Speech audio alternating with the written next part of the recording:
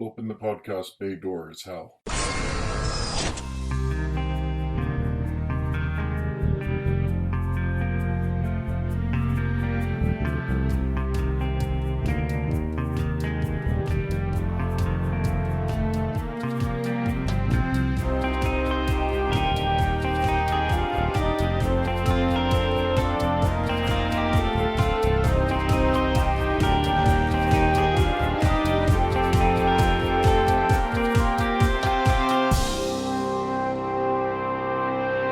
Hello everyone and welcome to episode 51 of Welcome to Geektown.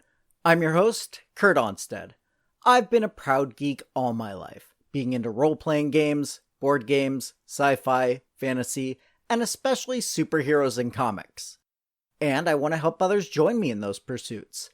But I've found that sometimes people can get overwhelmed or feel left out because they don't already have what some consider the requisite knowledge to be considered a fan.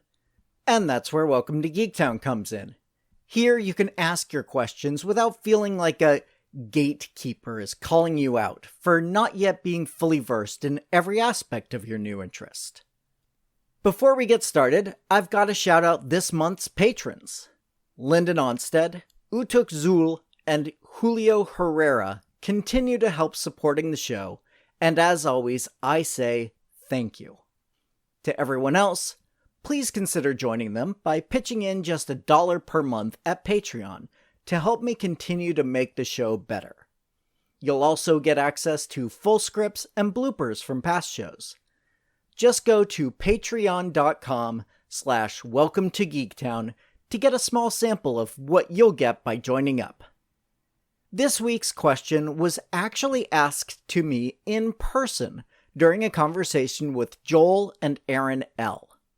Aaron also wrote the theme music for the show. They wanted to know how it is that Nick Fury ended up looking like Samuel L. Jackson in the comics. The short answer is, there have been multiple Nick Furies, two of which bear a resemblance to the famous actor. But the long answer is a bit more involved than that, so let's dive in. We'll start with the original Nick Fury.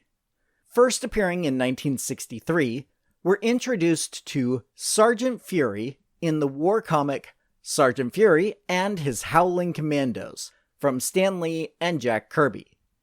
Howling Commandos was inspired by the real-life Army 101st Infantry Division nicknamed the Screaming Eagles. The Fury in this comic was a stubbled, square-jawed non-com, resembling the stars of World War II action movies, which makes sense as the comic took place during World War II, with a couple of annuals eventually showing the team in Korea and Vietnam. The series followed Fury and his elite team fighting mostly in the European theater of the conflict.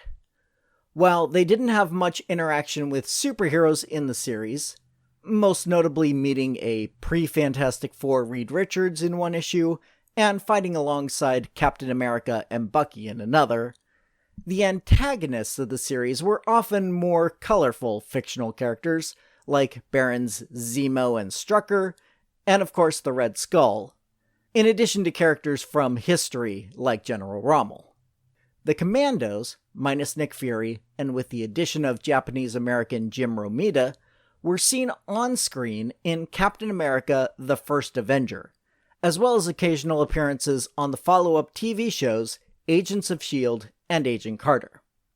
The comic book series ran all the way until 1981, although it was a mix of reprints and news stories from issue 80 until 119, and completely reprints from issue 120 until the series ended at number 167. Just a couple of years after the Sergeant Fury title began, we would get a second series starring Fury in 1965. Strange Tales was one of Marvel's many split books at the time, with half the book presenting Doctor Strange stories and the other half giving readers tales of a modern-age Nick Fury. With a rank of colonel, Nick was now an agent of the super spy agency named S.H.I.E.L.D.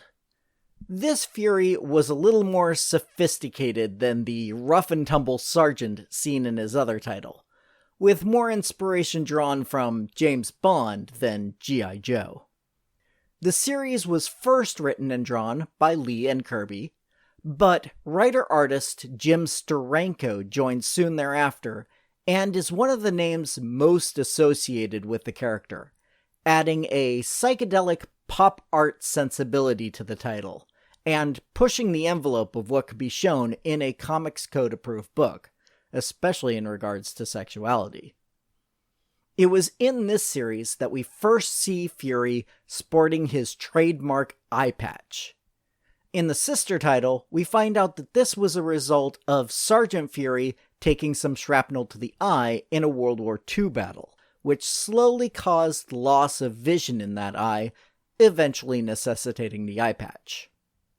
The Strange Tales version of Fury also introduced readers to the Helicarrier, seen in the first two Avengers movies and Captain America Winter Soldier, and life model decoys, or LMDs, which are robotic doubles that can act nearly identically to the person they resemble. LMDs have been used multiple times over the years to explain a few of the deaths seen in the pages of various Marvel series that were later retconned away. Another important detail that will come up later is the explanation of Fury's apparent agelessness. In 1965, it was reasonable for a World War II veteran to be an active spy getting into physical fights. However, as time went on, that stretched credibility more and more, until in 1976, in a story written by writer Jim Starlin and artist Howard Chaykin, readers were told that Fury was injured near the end of World War II by a landmine, and was subjected to an experimental medication called the Infinity Formula that, in addition to healing his wounds, ended up retarding his aging process. Like Captain America's Super Soldier Serum, the formula for this has been lost, which is why Fury, and a couple of others revealed over the years, are the only few benefiting from this medication. This was the status quo for Nick Fury for decades, and probably would have been for years to come, until the Ultimates. I've mentioned the Ultimate version of the Marvel Universe a few times in past episodes, but as a quick summation in case you missed it, in 2000, Marvel launched a new publishing line starting with Ultimate Spider-Man and Ultimate X-Men, which began the stories of the well-known characters from scratch, giving new readers an opportunity to start reading without decades of backstory to figure out. This was extraordinarily successful, and the line expanded to include other titles like Ultimate Team-Up and The Ultimates, that universe's answer to the Avengers. The Ultimate version of Nick Fury first appeared in the Team-Up title, and resembled a younger incarnation of the mainstream Marvel Universe character, although he was still the suave spy and not the rough warrior.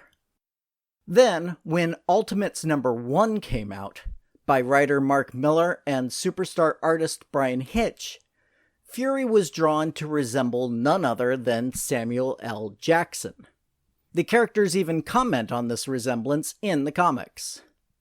Fury's previous look was written off as a hologram disguise used in the field, and this was now the accepted appearance of the S.H.I.E.L.D. leader in the Ultimate Universe. Now, in real life, Samuel L. Jackson is a comic book fan, and was a regular at the LA comic book store Golden Apple when he saw a cover of Ultimates that appeared to have his face on it. According to interviews with Jackson, he immediately called his agent to see if permission had been used for his likeness. After some back and forth with Marvel, Jackson decided he was cool with it, especially after hearing that in the comic they noted that Jackson should play Nick Fury if a movie was ever made about the team. This was in 2001, when Marvel was just climbing out of bankruptcy, and while X-Men and Blade had done fairly well at the box office a year before, we were still a little ways from the superhero revival at the theaters, so an Ultimates movie seemed an unlikely prospect. Actually, a Nick Fury movie had been made just 3 years earlier, released on the Sci-Fi Channel and starring David Hasselhoff. Now, cut to 7 years later, and we get the Marvel movies, starting with Iron Man, and Samuel L. Jackson's surprise cameo as Nick Fury in the now traditional post-credits stinger, which came as a result of the conversation Marvel and Jackson had had after the Ultimates release. Jackson ended up signing a 9-picture deal to appear in the Marvel movies as the head of S.H.I.E.L.D., and to most of the public, this was what Nick Fury looked like. However, if you picked up a Marvel Universe comic that Fury was in, you'd likely say his appearance was closer to Hasselhoff than to Jackson. So, in 2012, Marvel went about changing that. This is not the first time that the comics have taken their lead from other media in making alterations to a hero. Famously, many of Superman's abilities and his most famous weakness first appeared in the radio drama before making their way to the page. But strictly in terms of appearance, this change is one of the most radical and has been one of the longest lasting.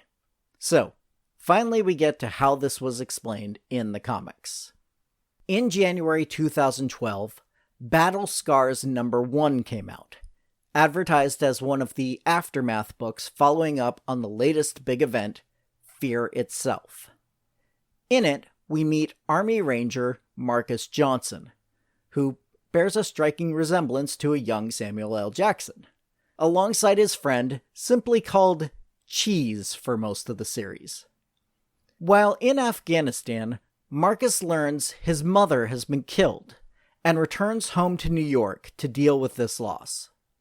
He gets attacked by various factions soon thereafter and is saved by Captain America. He's taken to S.H.I.E.L.D. headquarters ostensibly for medical attention, but not getting the answers he wants and feeling like he's a prisoner there, Marcus soon escapes and tries to hunt down his mother's killer on his own.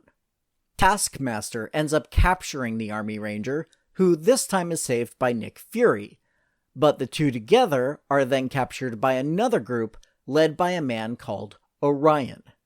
Orion reveals that Marcus is the son of Nick Fury, a fact unknown to Marcus up until now, and thus has the Infinity Formula in his DNA, and that these attacks were related to their attempts to find Fury and get the formula from his blood. Although Johnson is able to escape, Fury remains captured and ends up with enough blood drained to restore Orion's youth and remove the effects of the Infinity Formula from the S.H.I.E.L.D. leader. With the help of his friend Cheese, Marcus is able to rescue Fury and eliminate Orion. Cheese, it turns out, is actually a S.H.I.E.L.D. agent named Phil Coulson, making this miniseries his first appearance in the Marvel Comics as well. After their mission together, Marcus is recruited into S.H.I.E.L.D. Marcus also adopts his original birth name, which had been hidden for his protection. Marcus Johnson is actually Nicholas Fury Jr. With the Infinity Formula built into his DNA, this Nick has the same slowed aging process and sped up healing as his father did. Nick Jr. has shown up all over the Marvel Universe since then, first forming the Secret Avengers, then playing important roles in the Axis, Civil War II, and Secret Empire storyline.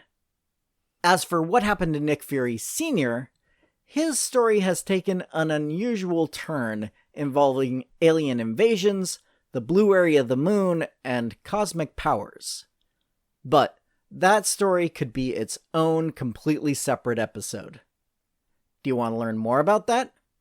Go ahead and ask me about Original Sin and the Aftermath. Or, If you have any other questions about comics, superheroes, gaming, or any other geeky topic, just send me an email at welcome2geektown, all spelled out, @gmail.com. Or you can go to welcome to, the number 2 in this case, geektown.com and click Submit a Question if you'd prefer to remain anonymous. Other contact options include facebook.com/welcome to Geektown or Twitter @GeektownPodcast. Also, if you'd like to support the show directly, come join the Patreon at patreon.com/welcome to Geektown for just $1 per month to get access to full scripts of the shows, outtakes, and a monthly shoutout. You can also help the show grow by subscribing and giving a 5-star review over on Apple Podcasts to join the Geektown City Council, which helps other people find the show, so we can all tell them, Welcome to Geektown, population, us. Welcome to Geektown is written, narrated, edited, and produced by me, Kurt Onstead. Theme music is by Aaron Levitz, logo art by Archie Santana. All other sound clips are the copyrighted material of their respective owners, and no infringement is intended, falling under fair use.